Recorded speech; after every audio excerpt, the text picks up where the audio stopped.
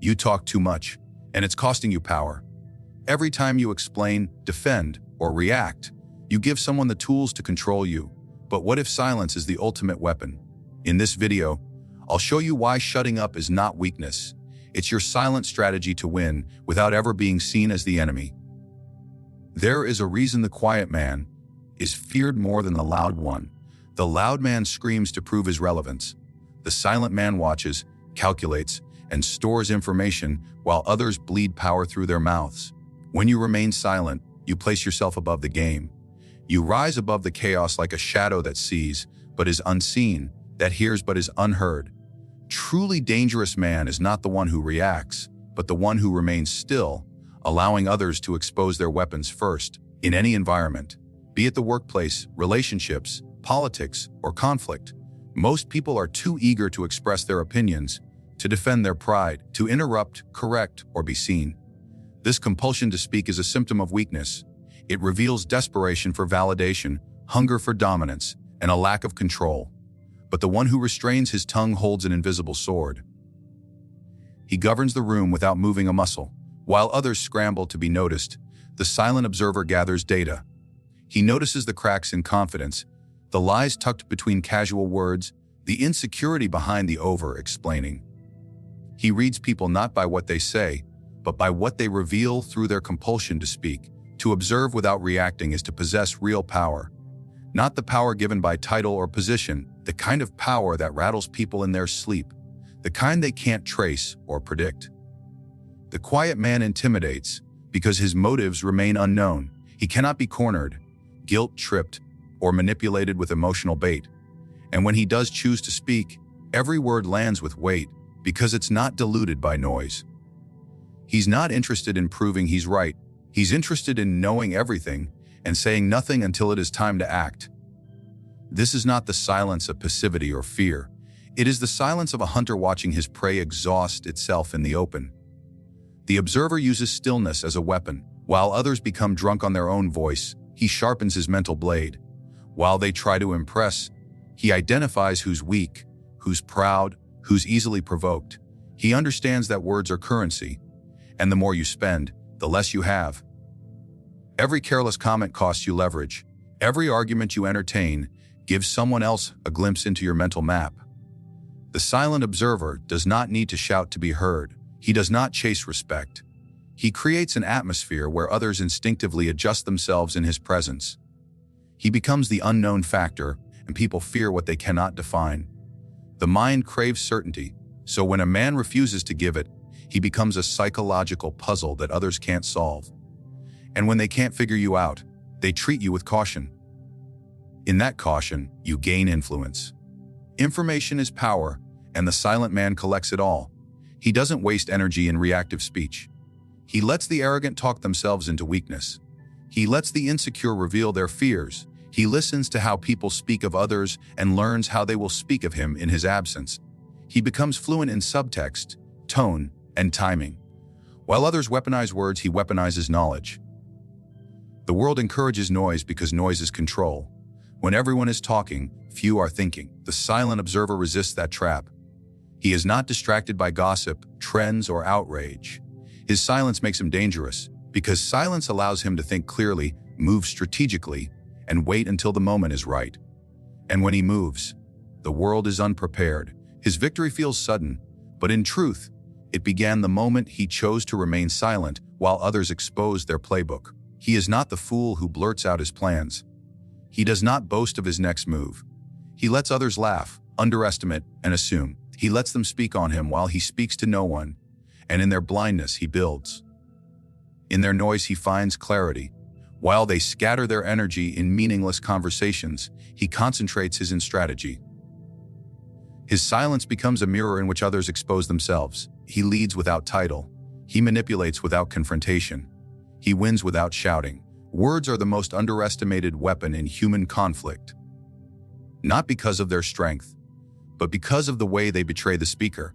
Every time a man opens his mouth, he risks surrendering something: his thoughts, his insecurities, his emotions, his plans. In the pursuit of dominance, too many believe that power lies in articulation, in being clever, persuasive, or loud. But true power lies in the restraint of speech. It lies in the ability to keep your intentions sealed, your emotions buried, and your position concealed. Speech is a confession.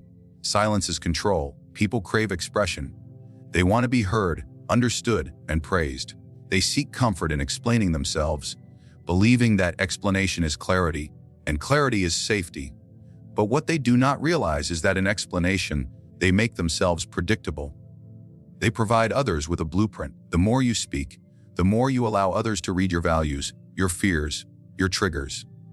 And once a man is readable, he is controllable. Every sentence reveals your hierarchy of needs. Every defense exposes what you cannot afford to lose. And in the world of strategy, what is seen can be exploited.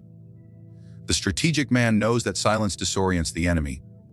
When someone confronts you and receives no reaction, their entire momentum collapses. They expect a defense. They want a response. They feed on your engagement. But when you offer none, you force them to project, to assume, to second guess. And in their guessing, they expose themselves. They speak more, they show more, they weaken. Their emotional investment increases while yours remains locked behind a quiet mask. The man who does not speak is the man no one can prepare for. You are not obligated to explain your thoughts to anyone. Silence is not an absence of strength. It is a presence of power. The world teaches that to stay silent is to submit. That's a lie meant to keep you weak. Because when you speak under pressure, you abandon control. You play the other man's game. But silence keeps you in command. It frustrates your enemies, intrigues your allies, and confuses your critics. You remove the possibility of being manipulated because you offer nothing that can be used against you. Silence denies them access. Look closely at every man who has fallen from power, and you will see a pattern: he spoke too soon, too often, or too honestly. His downfall was not always a failed act, but a spoken word that revealed intent. Loose speech is loose armor. It's a crack in the wall. People will pretend to be your ally, only to get you to open up. They'll act like they agree, just to study your vision. And the moment they gather enough of your truth, they'll distort it, weaponize it, and use it to turn others against you. Silence leaves them with nothing. Silence forces them to imagine, and people fear what they can't define. There is strength in being misunderstood. When others don't know what you truly think, they fill in the gaps. They speculate, they guess, and in their uncertainty, they treat you with caution. You become bigger than you are. You become myth, and myth is more powerful than truth.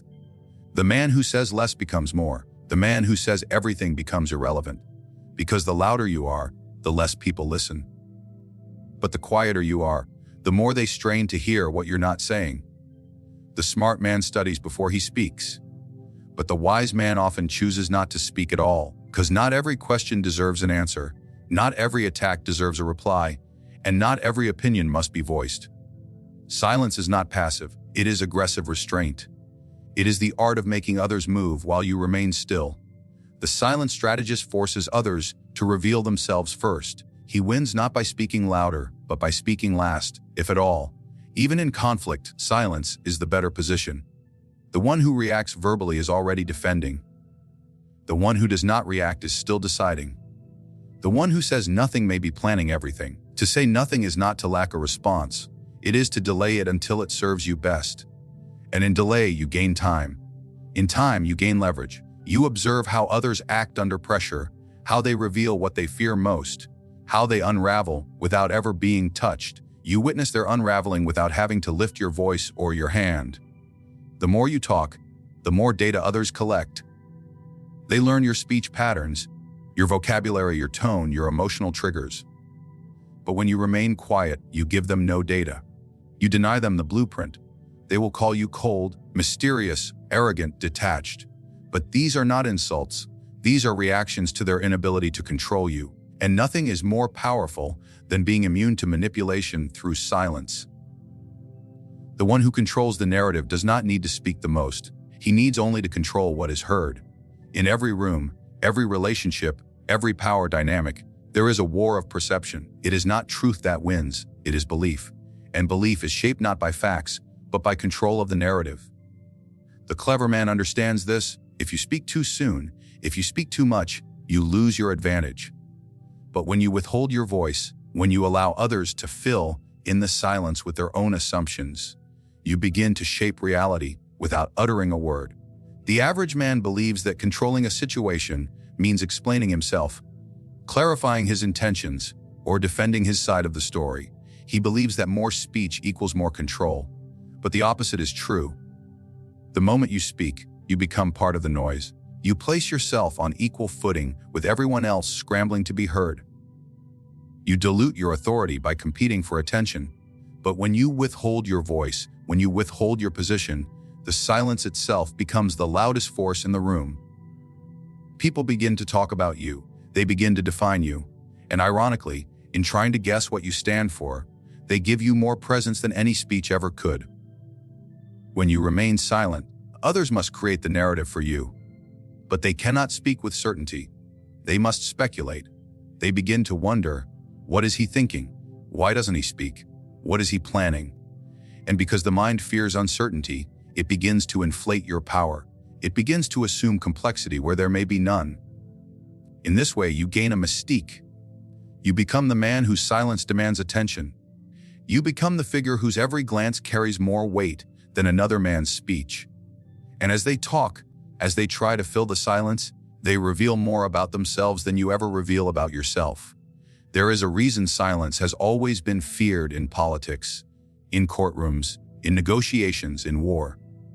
Because silence forces the other side to speak first, and the one who speaks first often gives away their intent, their angle, and their insecurity. He who speaks first opens the door to be misunderstood, criticized, or challenged. The one who remains silent stands outside of that arena.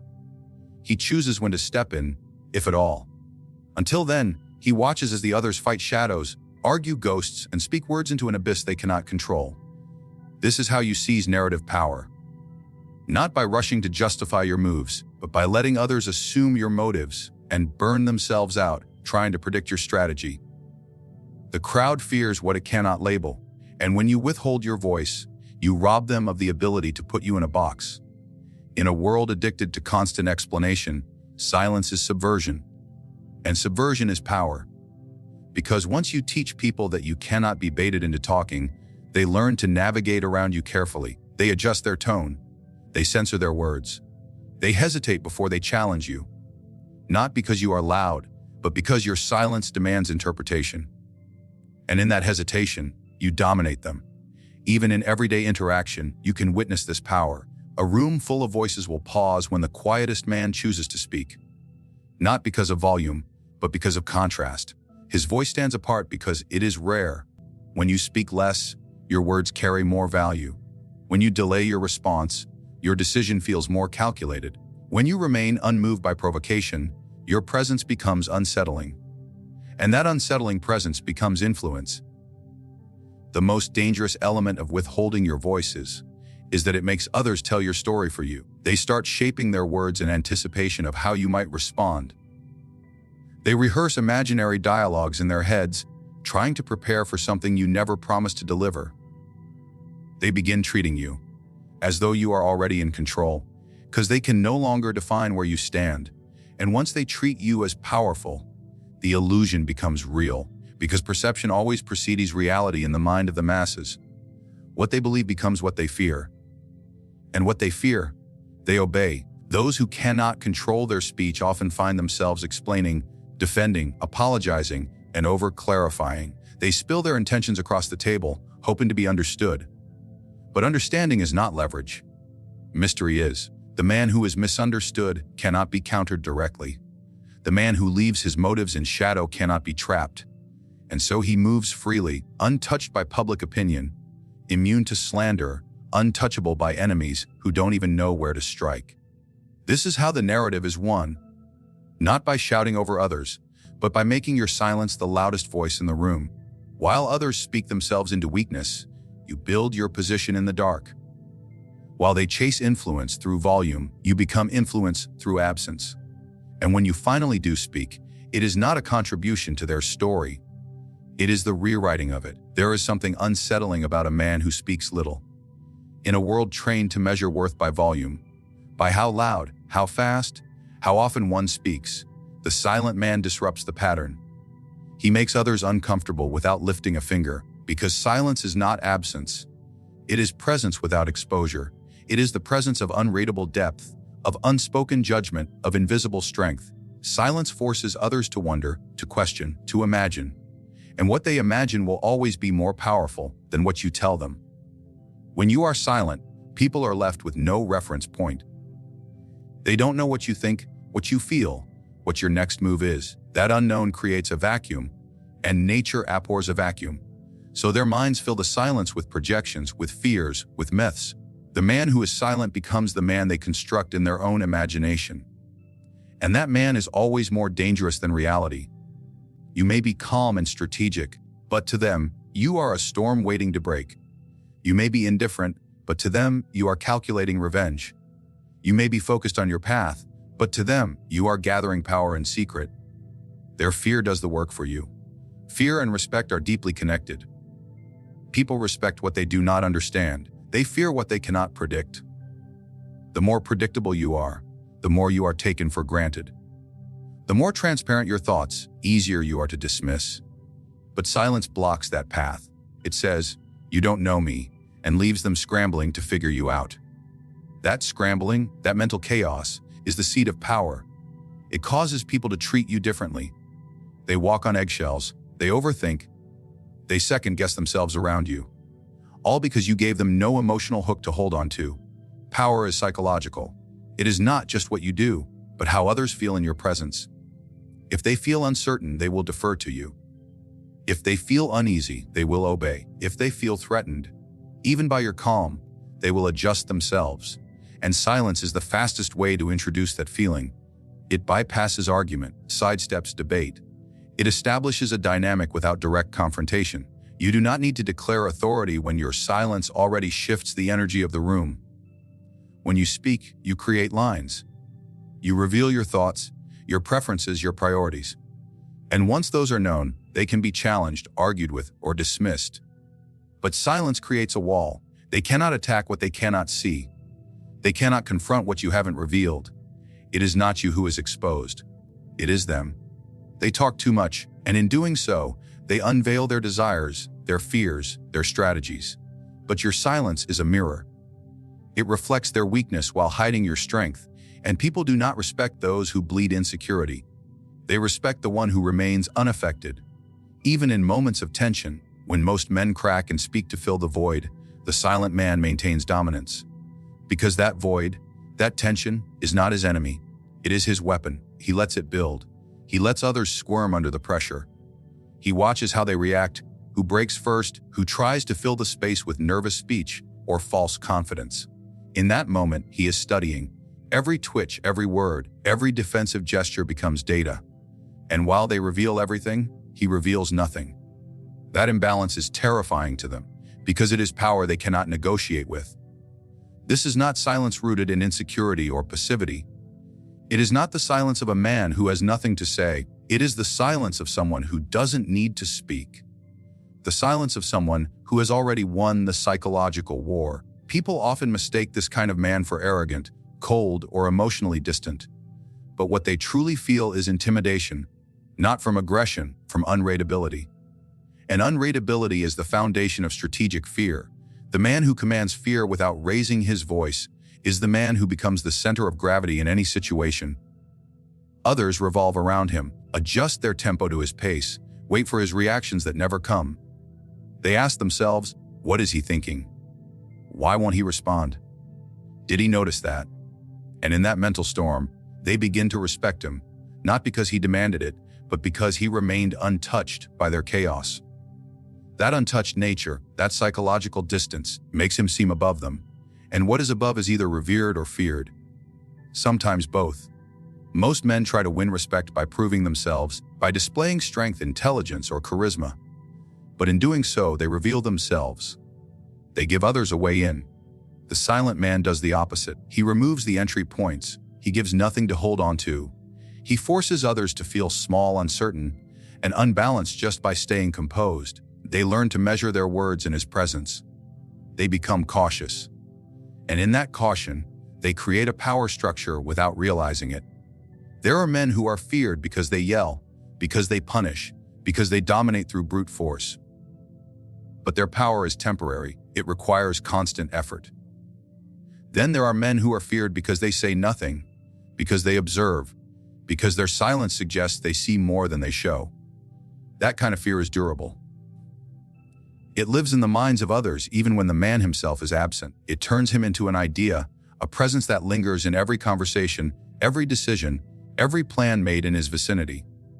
Because when you are silent, they never truly know where you stand, and that is the most dangerous position of all. You were taught that silence is weakness, that to remain quiet is to be invisible. But the truth is the opposite. Silence is presence without compromise. It is power without permission. In a world where men expose their minds with every word, your refusal to speak becomes your greatest form of control. When you are silent, you cannot be predicted. When you are silent, you cannot be provoked. When you are silent, others speak for you, and in doing so, reveal themselves. You shift the balance of power without needing to raise your voice or defend your position. You do not react, you decide. You do not explain, you watch. You do not chase respect, it forms around your silence. In this silence, you don't surrender influence, you multiply it. Your mystery becomes your shield, your stillness becomes your sword. And in the chaos of men who speak too soon and too often, you become untouchable. So if you wish to win, not just survive but dominate, not through noise but through presence, then shut up and watch everything around you bend to your silence.